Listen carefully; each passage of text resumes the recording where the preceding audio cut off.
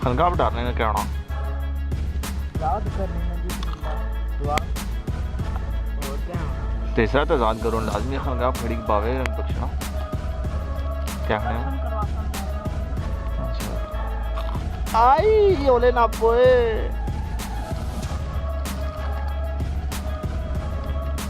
इस पे इस नहीं गया मावे क्या करूं क्या करो केड़ा बोटी केड़ी हन जी ओ भाई ये सब पर ये सही नहीं करना ऑनलाइन पे खाऊं पटने पे खाना दुनिया जाऊंगा